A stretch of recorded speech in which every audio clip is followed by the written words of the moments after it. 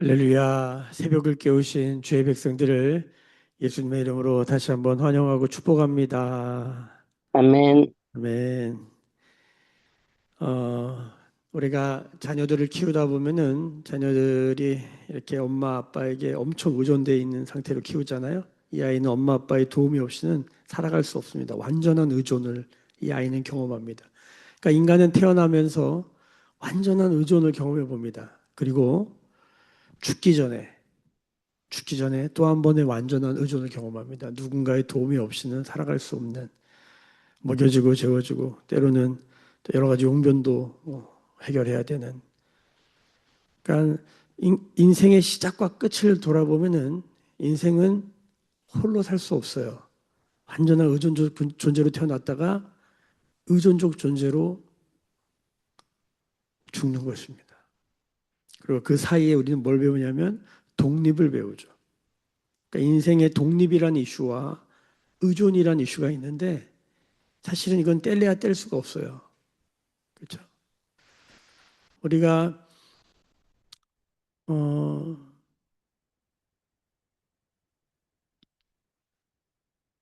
이 구약의 율법을 성경이 요약해 주는데 하나님 사랑, 이웃 사랑입니다. 하나님 사랑, 이웃 사랑. 근데 그 이웃을 어떻게 사랑해야 되냐면 내가 내 몸을 사랑하듯이 하나님을 사랑하고 내 이웃을 내 몸과 같이 사랑하는 거예요. 그러니까 자기 몸을 자기를 사랑할 줄 알아야 다른 사람도 사랑할 줄 아는 거예요. 독립이라고 할 때는 사실 자기가 자기를 사랑할 줄 아는 것입니다. 그러니까 자기가 자기를 온전히 사랑하지 못하는 사람, 혹은 그릇된 사랑으로 자기를 사랑하는 사람은 다른 사람을 사랑하는 방식도 그릇된 방식으로 사랑할 가능성이 굉장히 많아요. 그러니까 자기를 온전한 방식으로 사랑해야 다른 사람도 온전한 방식으로 사랑하게 돼 있습니다, 인간은. 인간은 자기가 사랑받는다고 느끼는 그곳으로 다른 사람을 사랑하게 됩니다. 나는 인정하는 말이 중요하잖아요. 그럼 다른 사람 자꾸 인정하는 말을 하게 돼요. 나는 누군가가 나를 섬기고 봉사하는 것이 나에게 사랑이라고 느껴질 때 나는 누군가에게 그 봉사하는 섬기는 방식으로 사랑을 고백하게 돼요. 그래서 우리가 성숙해진다는 건 뭐냐면 어, 사실은 내가 나를 사랑하는 방식으로 사랑하는 것만 그것도 해야 되지만 그가 어떤 방식으로 사랑을 받을 때 사랑을 느끼는 거는가를 알아서 그 방식으로 사랑해 주는 것입니다. 그 사랑이 성숙해지는 것이죠. 하나님을 사랑한다는 건 뭐냐면 이 사랑의 방식이 하나님의 깊이와 넓이만큼 우리가 성숙해져 간다는 과정 아니겠어요? 이 안에 굉장히 중요한 주제가 뭐냐면 자기가 자기를 건강하게 사랑하는 건강한 독립 또한 다른 사람을 사랑하는 건강한 의존적 관계 이게 필요하다는 거예요. 그 인생을 전반적으로 보면 의존으로 시작해서 의존으로 끝나고 그 중심에 독립이 있구나 이런 것을 보게 되는 것입니다. 오늘 예수님께서 새 계명을 선언하십니다. 우리가 너무 유명한 말씀이죠. 34절 말씀을 한번 보겠습니다. 34절 말씀 같이 읽어볼까요? 새 계명을 너에게 주노니 서로 사랑하라. 내가 너희를 사랑한 것 같이 너희도 서로 사랑하라. 너희가 서로 사랑하면 이로써 모든 사람이 너희가 내 제자인 줄 알리라. 서로 사랑하라는 얘기예요. 여러분 이 말이 왜 새 계명일까요? 여러분, 새로운 얘기가 아니죠. 이미 구약에도 하나님 사랑, 이웃 사랑을 말하는데 왜 이 말씀이 새로운 계명이다라고 말을 할까? 사실 가만히 뜯어보면 새로운 계명이 맞습니다. 왜냐하면 여기 보면 한 가지 달라진 게 있어요. 그게 뭐냐면 내가 너희를 사랑한 것 같이 예수님이 제자들을 사랑한 것 같이 너희도 서로 사랑하라는 거예요. 그러니까 어떻게 사랑해야 되냐면 내 생각대로, 내가 좋아하는 방식대로, 내가 선호하고 내가 사랑이라고 생각하는 방식으로 사랑해서는 서로 사랑이 안 된다는 거예요. 그러니까 우리가 부부가 같이 살아가면서 서로 사랑하는데 막 싸운단 말이에요. 뭐요? 나는 인정하는 말을 해줬으면 좋겠는데 그런 말을 한마디도 안 해. 그러면 갈등이 일어납니다.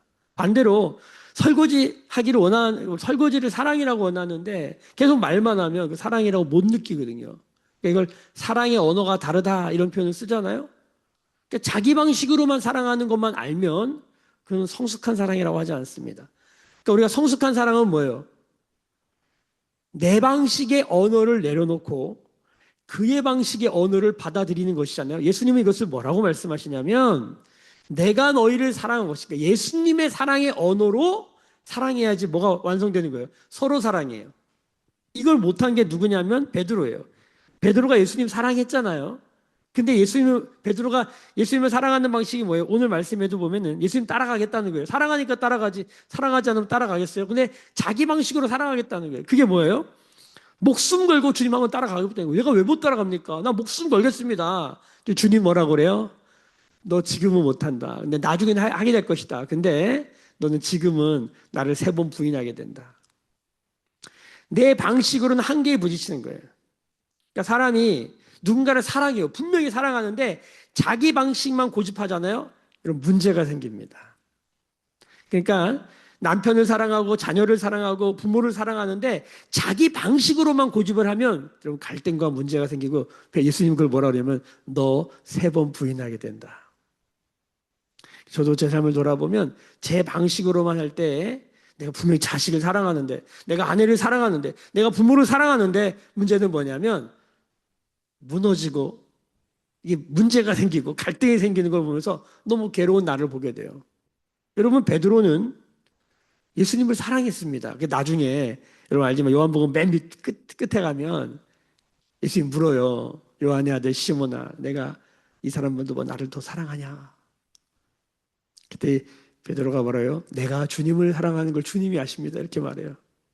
그 단어를 보면 사랑한다는 말이 바뀌어요.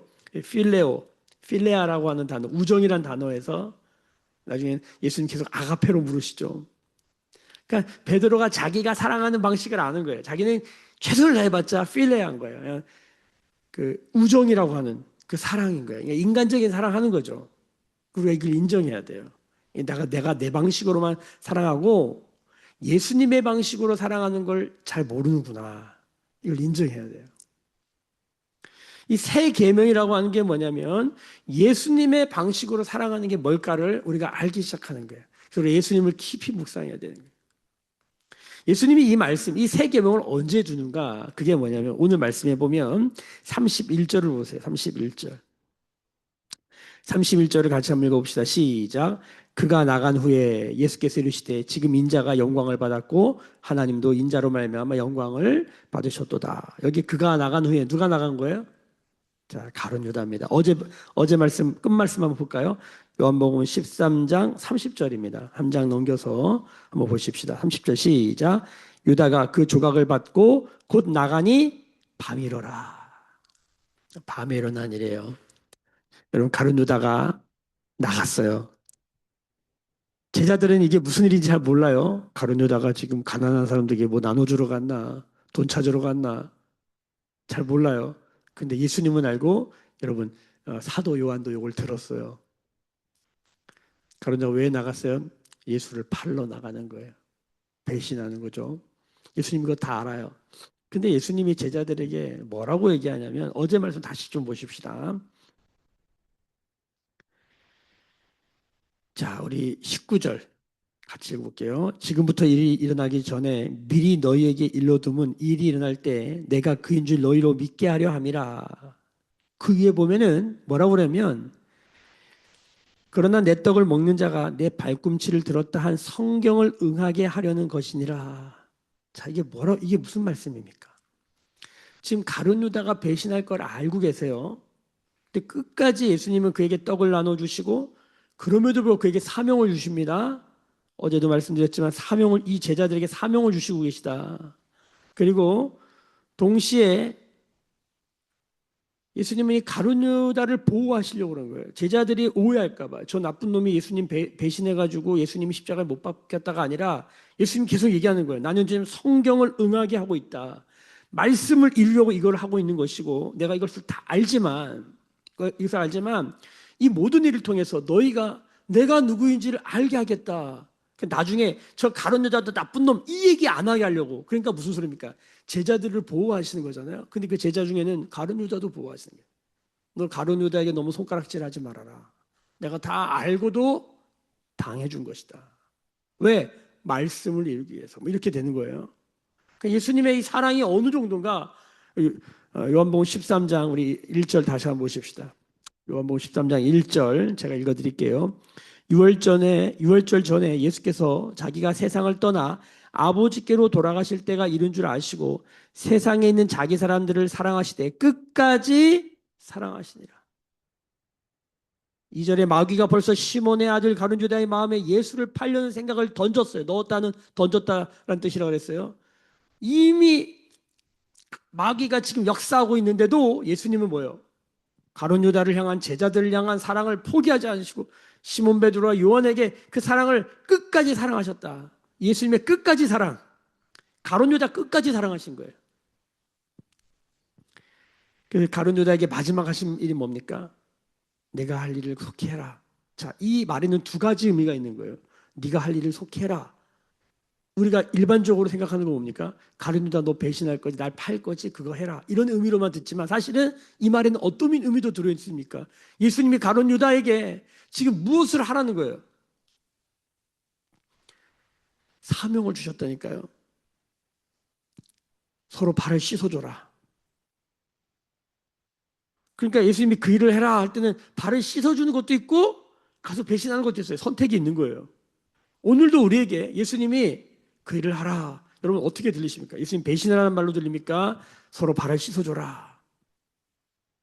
내가 너희의 발을 씻긴 것 같이 너희도 서로 씻어줘라. 서로 씻어주는 존재가 될 것인가? 서로 팔아버리고 이용해 먹어가지고 내 유익과 이익만 생각할 것인가? 그러니까 부부도 똑같은 거예요. 부부도. 저 사람 이용해서 나 한번 잘 살아볼까 하냐? 아니면 서로 씻어줄 것인가? 그러니까 가룟유다에게 그 일을 하라 그럴 때 여러분 어떻게 들리세요?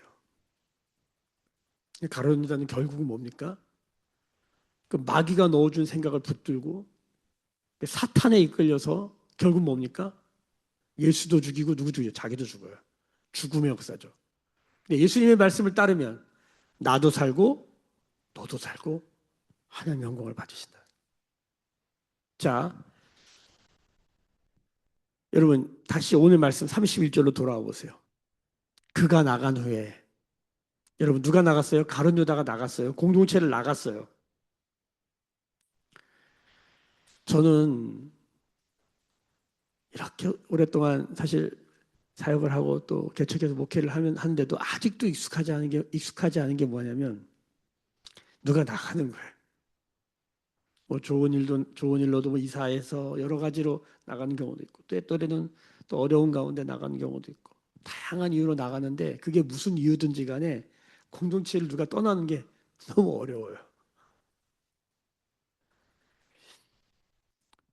여러분 오늘 말씀에 가룟 유다가 나갔잖아요. 떠났잖아요. 근데 예수님이 뭐라냐면 나도 너희를 떠난다. 이렇게 말합니다. 제자들이 나중에 이것 때문에 근심해요. 예수님 어디 간다 그러니까 자꾸만. 그래서 어디로 가십니까 도대체? 베드로도 내가 따라가겠습니다. 너 못 따라온다. 그러니까 왜 여러분 이게 굉장히 불안한 일인 거예요. 지금 제자들이 예수님을 엄청 의존하고 있잖아요. 근데 떠난다 그러니까 얼마나 불안해요. 그래서 내일 말씀 14장 1절에 예수님이 그 유명한 말씀하세요. 너희는 마음에 근심하지 마라. 근심이 불안이 주예요. 불안. 어디에 의존되어 있는데 그게 없는 거예요. 돈에 의존되어 있는 사람이 돈이 없잖아요. 엄청 불안해요. 그때 나를 보게 되는 거죠. 내가 돈을 엄청 의지하고 있구나. 어떤 사람은 의지하는데 그 사람이 없잖아요. 엄청 불안해요. 인간은 그런 존재예요. 내가 뭘 의지하고 있나. 내 바닥을 보게 되는 거죠. 여러분 공동체에 한 사람이 나갔습니다. 그런데 예수님마저도 제자들에게 뭐라 그래요? 33절 보세요. 작은 자들아 내가 아직 잠시 너희와 함께 있겠노라. 너희가 나를 찾을 것이나 일찍이 내가 유대인들에게 너희는 내가 가는 곳에 올 수 없다고 말한 것 같이 지금 너희에게도 이르노라. 뭐요? 주님 떠난다는 거예요. 가룟 유다도 떠나 예수님도 떠나. 근데 이 상황을 예수님 뭐라고 그러냐면 31절 다시 보십시다. 예수께 이르시되 지금 인자가 영광을 받았고 하나님도 인자로 말미암아 영광을 받으셨도다. 여러분 이해되십니까? 이게 어떻게 영광스러운 상황이에요? 예수님이 이렇게 말해요. 가룟 유다 떠났다. 근데 예수께서 이르시되 지금 인자가 영광을 받았다. 영광을 받았고 하나님도 예수 인자로 말미암아 영광을 받으셨다. 이게 예배라고 하는 거예요. 예배는 뭐예요? 영광의 순환이에요. 하나님이 영광을 부어주시고 우리가 하나님께 영광을 돌리는 거예요. 32절 보십시다. 만일 하나님이 그로 말미암아 영광을 받으셨으면, 자, 예수님으로 말미암아 영광을 받으셨으면 하나님도 자기로 말미암아 그에게 영광을 주신다. 여러분 지금 가룟 유다가 나갔어요. 여러분 이 정도 예수님도 떠나요. 그러면 이건 어떻게 되는 거예요? 이거는 망한 거예요. 이 공동체, 이 제자 공동체 어떻게 되는 거예요? 망한 거예요. 이거 팀 깨진 거잖아요. 이거는 안 된 거잖아요. 여러분 매일 교회 여기까지 왔습니다. 지금 우리의 모습이 어떤가요? 이 새벽 예배를 바라보고 우리 교회 공동체를 바라봤을 때 제 마음에 참 근심이 있습니다. 근심. 그런데 주님이 이렇게 말하는 거예요. 영광을 받았고 영광을 돌려드린다.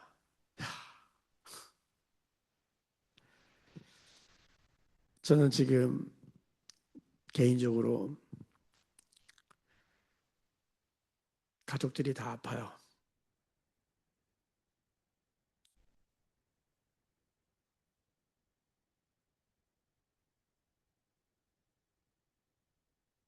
이렇게 한꺼번에 아픈 거 설상가상이라고 그러잖아요. 다 몰려왔어요. 산다고 열심히 산다고 여기까지 와봤는데 쉽지 않다. 오늘 말씀 묵상하면서 예수님 3년 반 동안 제자들이랑 정말 산전수전 다 겪으면서 어려움 겪으면서 예루살렘에 오셔서 여기까지 왔는데 다 떠나는 가룟 다 떠나고 좀 있으면 다 떠나거든요. 예수님 뭐라 그러냐면 영광을 받았고 영광을 돌려드린대. 솔직하게 잘 모르겠어요. 제가 말로는 그리고 이론적으로는 설명할 수 있는데 이것을 영광스럽다고 말할 수 있을까 잘 모르겠어요. 정직하게. 요한복음에서 처음 나오는 단어가 하나 있습니다. 33절입니다. 작은 자들아. 이렇게 부르신 적이 없어요. 이건 어린아이를 부를 때 부르는 말인데 지금 제자 공동체에 가룟 유다가 나갔습니다. 이것을 어떤 주석가가 이렇게 표현하더라고요. 예수님이 제자들에게 발을 씻겨 주셨잖아요. 그런데 가룟 유다가 나감으로 이 제자 공동체가 또 씻어진 거예요.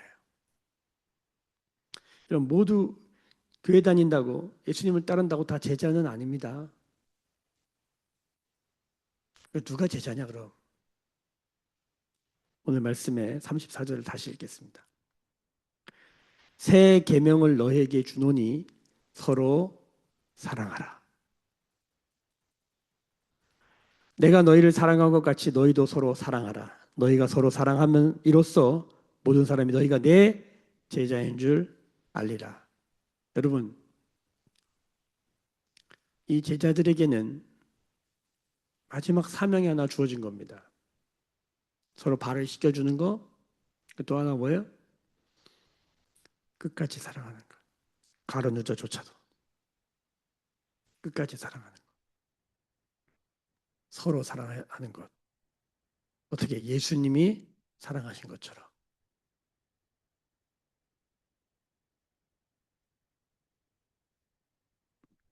저는 장례식을 종종 집례할 때가 있는데 장례식을 하면서 그 이제 고인의 영정 앞에서 유가족에게 꼭 부탁하는 하나의 말이 있습니다. 이것은 사실 제가 뭐 고안내는 건 아니고 제가 여러 장례식장을 다니면서 특별히 제가 존경하는 목사님들, 그 어르신 목사님들이 장례식을 집도할 때 꼭 이 말을 하시더라고요. 그게 뭐냐면 유가족들이 그래요. 고인의 이 떠나는 자리, 영정 앞에서 서로 화해하라고. 형제간에 가족 안에, 가문 안에 살다 보면 가족이지만 서로 얽히고 설킨 게 있잖아요. 그거 고인의 영정 앞에서 다 풀으라고. 그게 고인이 마지막으로 가족들에게 원하는 것일 거라고. 누군가가 떠나는 자리 앞에서 서로 사랑해야 됨을 강조할 때 특히 그 장례식에 상당히 가슴에 남는 말로 저한테 남더라고요. 저도 그걸 따라해요. 어디를 가든지 이 고인의 영정 앞에서 가족들 화해하시라고. 누군가가 떠나는 자리에서 서로 사랑하라고. 서로 사랑하라고. 예수님이 떠나시면서 제자들만 남겨놓고 이렇게 말하는 거예요. 서로 사랑하라고.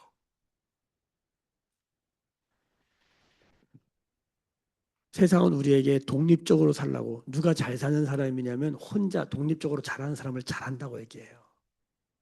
근데 예수님은 이렇게 말해요. 서로 의존하는 게 잘 사는 거라고. 그게 내 제자라고. 우리가 아이를 또 노부모를 우리가 돌보는 것처럼 사실은 그것은 서 있는 사람만, 독립된 사람만 할 수 있는 일이죠. 이 세상은 우리에게 의존하지 말라 그래요. 아무도 믿지 말라 그래요. 천상천하 유아독존 네 혼자 꿋꿋이 무소의 뿔처럼 달려가라 뭐 이렇게 말하는 세상 한가운데 살아요. 근데 인생을 가만히 들여다봐도 우리 서로 의존하지 않으면 못 살아요. 건강한 의존이 필요해요. 그게 뭘까? 예수님이 사랑하는 것 같이 서로 사랑하는 거예요. 때로는 떠나기도 하는 거예요. 예수님이 떠나라 그러면 떠나는 거예요. 우리가 오늘 말씀을 통해서 우리가 서로 사랑하는 게 뭔지를 깊이 한번 묵상해 봤으면 좋겠다. 각자가. 그런데 아마 우리는 이런 삶을 만날 수 있어요. 베드로가 내가 한번 해보겠다고, 내 목숨 걸고 한번 해보겠다고. 그런데 그게 안 되는 나를 보게 될 수 있어요. 세 번 부인하잖아요. 여자아이 앞에서 다 굴기 전에 연달아 세 번이나 실패하는 나를 발견할 때, 여러분 이 요한복음의 끝은 그 실패한 베드로를 끝까지 사랑하신 예수님을 또 보게 돼요.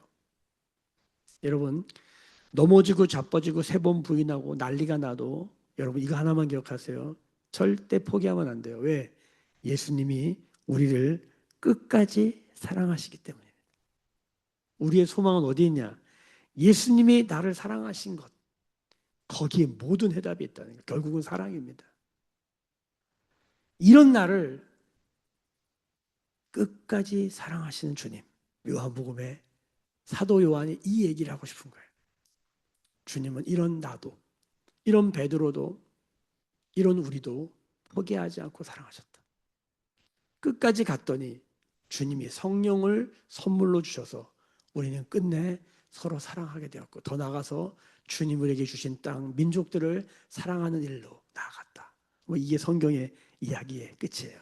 여러분 절대 포기하면 안 됩니다. 절망스러운 순간에 안 된다고 생각하고 망했다고 생각하고 다 떠나간다고 생각하는 그 순간에도 우리가 기억해야 할 한 가지, 예수님이 나를 사랑하신 것 같이 예수님이 사랑하신 것처럼 우리도 서로 사랑하는 그 길로 가는 것이 뭐다? 제자다. 제가 어젯밤에 한 책을 엄청 찾았는데 못 찾았어요. 그 뭐냐면 존 스토트라고 하는 목사님의 책인데 제자도라는 책이 있어요. 이게 급진적 제자라는 Radical Disciple이라고 하는 원제가 그런데 우리나라는 그냥 제자도로 번역을 했어요. 존 스토트라는 목사님이 이 현대 그리스도인들에게 가장 많은 영향력을 미친 위대한 신학자 중에 한 사람이죠. 저도 그분의 책을 많이 읽고 영향력 많이 받았고 아마 존 스토트 목사님 뭐 책은 한 권 정도는 꼭 읽어볼 필요가 있습니다. 근데 그분의 마지막 저서가 뭐냐면 이 제자도라는 책이에요.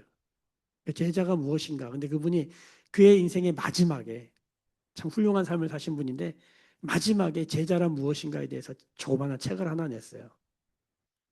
제가 존경하는 목사님이 이 책을 저에게 권해서 제가 읽어본 적이 있어요. 그 온누리 교회 있을 때 이재현 선교사님이 그 책을 꼭 읽어보라고 그러셔서 한번 읽어본 적이 있어요. 근데 그 책이 이 radical disciple, 급진적 제자라는 말로 끝내요.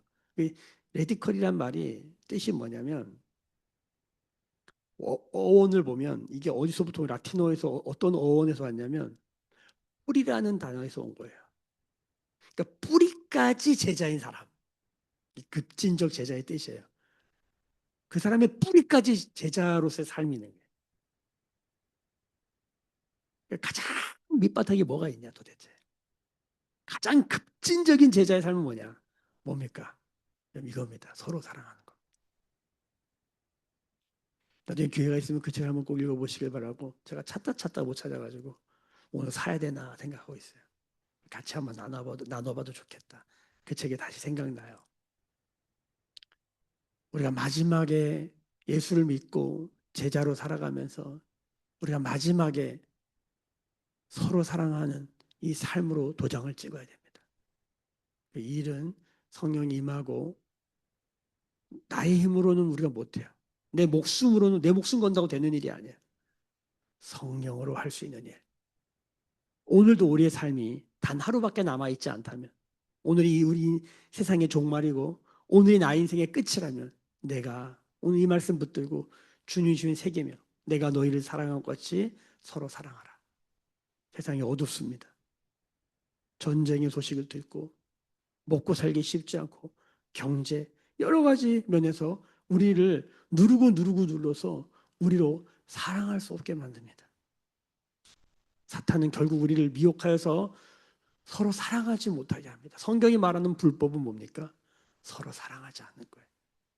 하나님을 사랑하지 않는 거예요.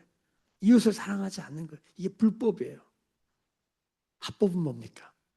서로 사랑하는 거예요. 하나님을 사랑하고 이웃을 사랑하는 이 하나님 나라의 합법으로 살아갈 때 여러분 그것이 하나님 나라라고 하는 것입니다. 하나님 나라는 저기 있다 여기 있다 하는 게 아닙니다. 하나님 나라는 먹고 마시는 걸로 말하는 게 아닙니다. 음식이 맛있다. 야, 호텔이 너무 좋다. 여행을 다니면서 너무 좋은 걸 본다. 성경은 그걸 하나님의 나라라고 말한 적이 한 번도 없습니다. 미워하고 질투하고 증오하고 혐오하고 이런 상황에서 아무리 좋은 걸 먹고 좋은 걸 봐도 성경은 그것은 지옥이라고 하는 거예요. 지옥. 성경이 말하는 하나님의 나라는 이런 깊은 밤에 다 떠나가는 그날 서로 발 씻겨주고 그래도 사랑한다라고 우리의 삶으로 고백하는 누가 그러더라고요. 그리스도인들이 모두 동시에 지금 이 땅에 있는 모든 그리스도인들이 동시에 모두 다 사랑해. 예수님이 말한 방식으로 다 사랑해. 그럼 아마 이 세상은 확 바뀔 거예요. 그렇죠? 하나님 나라 되지 않겠어요? 그러니까 제자로 사는 게 쉽지 않은 거예요. 예수 믿는다고 말하고 교회 다니는 사람들 많지만 제자는 많지 않은 거예요. 어떤 사람이 그랬대요. 간디도 그런 말을 했고 그리스도인들의 말이 아니라 그리스도인들의 삶이 예수를 닮았다면 인도는 그들의 것일 것이다. 우리의 삶이 예수님을 닮았다면 세상은 이렇지 않을 겁니다. 기도하겠습니다. 지금은 우리 주 예수 그리스도의 은혜와 하나님 아버지의 크신 사랑하심과 성령의 서로 사랑하게 하시는 성령의 은총, 기름 부심이 오늘 묻기 전하고 주 앞에 엎드리는 주의 백성들의 머리 위에 그들의 삶과 가정과 생업과 일상과 일터 위에 매일 교회와 조국 교회와 열방에 나간 선교사님들 위에 지금부터 영원까지 함께 계실지어다. 아멘. 주의 영광 이곳에 가득해 우린 선의 주님과 함께해 찬양하며 우리는 전진하리 모든 열방 주 볼 때까지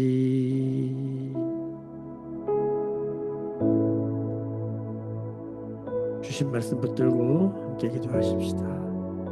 주님.